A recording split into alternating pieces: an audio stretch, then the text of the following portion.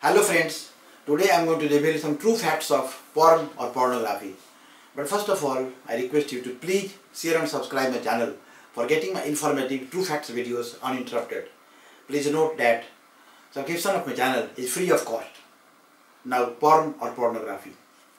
Pornography is representation of sexual behavior in books, pictures, statues, motion pictures, and other media that is intended to cause sexual excitement.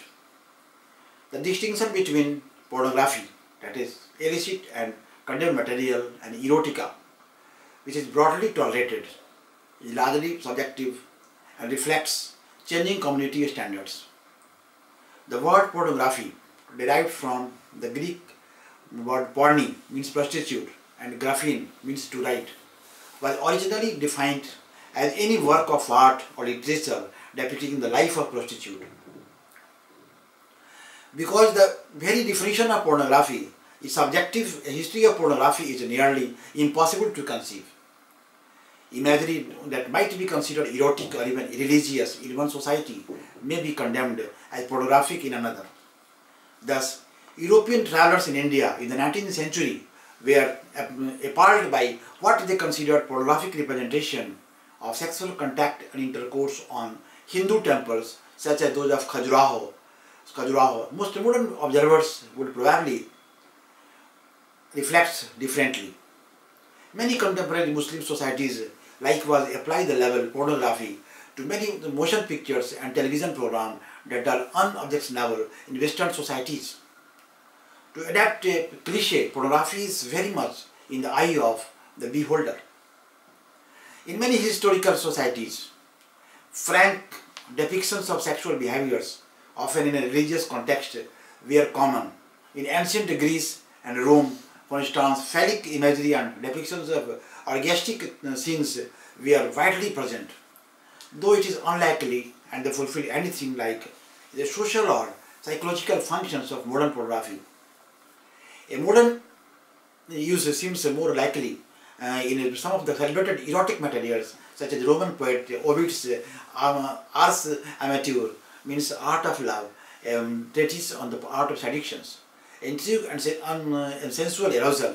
Some of the 100 stories in the Decameron by the medieval Italian poet Giovanni Boccaccio are licentious in nature. A principal theme of medieval pornography was the sexual depravity and hypocrisy of monks and other clerics. Japan possessed a very high developed culture of visual erotica, though these materials were so much part of the social mainstream that many cannot legitimately be described as pornographic. Elaborate depictions of sexual intercourse, pictures notionally designed to provide sex education for medical professions, courtesans and married couples are present from at least the 17th century. Makura age, that is pillow pictures, were intended for entertainment as well as for the instructions of married couples. The interest is very frank erotica reached its height during the Tokugawa period, that is 1603 to 1867, when new technologies of color, wood locks printing and allowed the easy manufacture and circulation of erotic prints, commonly described as shungo, that is image of a spring. The volumes of this type of materials was so large by the 18th century that the government began issuing official edicts against it, and some arrests and prosecutions followed. Nevertheless, Japanese erotica continued to flourish, and the print of artists such as Suzuki Harunobu, that is 1725 to 1770, have since achieved worldwide renown. In Europe, too, new technologies, above all the printing press, promoted the creation of pornographic work which frequently contained elements of humor and romance and were written to entertain as well as the arouse. Many of these works harked back to classical writings in the treatment of the joys and sorrows of marital deceptions and infidelity. Margaret of Angoulême's Heptameron's, published posthumously in 1558 to 1559, is similar to the Decameron in its issue of device of a group of people telling a story, some of which are salacious. The modern history of Western pornography begins with the Enlightenment at the 18th century, when printing technology had advanced enough to permit the production of written and visual material to appeal to audience of all socio-economic levels and sexual tastes. A small underground traffic in such works became the basis of a separate publishing and book-selling business. In England, a classic of this period was the widely read Fanny Hill's or Memoirs of a Woman Pleasure, 1748 to 49, by John Cleland. At about this time, erotic graphic acts began to be widely produced in Paris, eventually coming to be known in the Anglophone world as the French postcards. Apart from its sexual elements, pornography became a powerful vehicle for social and political protest. It provides a vehicle for the exploration of daring ideas that were condemned by both the church and the state, including the sexual freedoms for women as well as for men and practices of contraceptions and abortions. Much of pornography also focused on the misdeed of royals and aristocrats, thereby contributing to the discrediting of the elites of Europe. Perhaps the most important author of socially radical pornography was the Marquis de Sade, whose books, notably Justine, published in 1791, combined orgiastic scenes with long philosophical debates on the evils of property and traditional social hierarchy. By the time that Queen Victoria came to the throne in Great Britain in 1837, there were more than 50 pornographic shops on Holywell Street, known as Bookseller Row, in London. Pornography continued to flourish during the Victorian age. In Britain, in the United States, despite it, perhaps because of taboos of sexual topics that were characteristic of the area.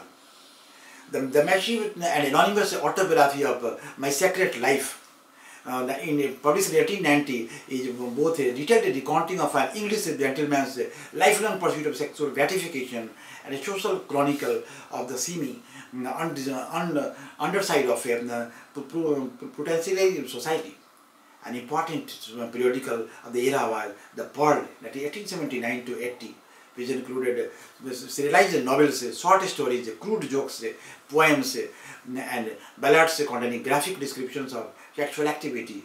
Such works provide a valuable corrective to conventional image of Victorian progeny. In the 19th century, the inventions of photography and later of motion pictures were quickly put to use in production of pornography. Pornographic films were widely available no later than the 1920s and the 1960s. Their popularity enjoyed a massive upsurge.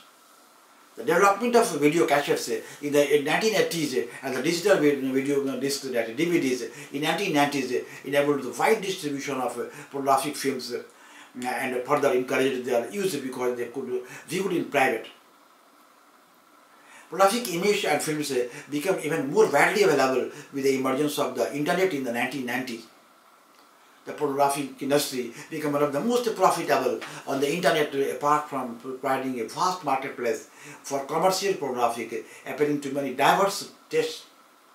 The internet also encouraged many amateurs to post images of themselves, images that often challenged the traditional concept of beauty and sex appeal. The use of webcams opened the industry even further to amateurs, allowing individuals to post live depictions of themselves, often for feed. The internet also increased the availability of child pornography. Pornography has long been condemned and legally proscribed in the belief that it depraves and corrupts both minors and the adults, and that it leads to the commissions of sex crimes. Occasionally, important artistic or even religious works have been banned because they are all considered pornographic under such assumptions. Those assumptions have been challenged on legal and scientific grounds. Nonetheless, the production or distribution or possession of pornographic materials may be prosecuted in many countries under statutes dealing with obscenity. Although legal standards vary widely, most countries in Europe and North America permits depictions of sexual activity that would have been deemed grossly and criminally pornographic just a few decades ago. The only remaining taboo that is nearly universally accepted in the condemnation of child pornography.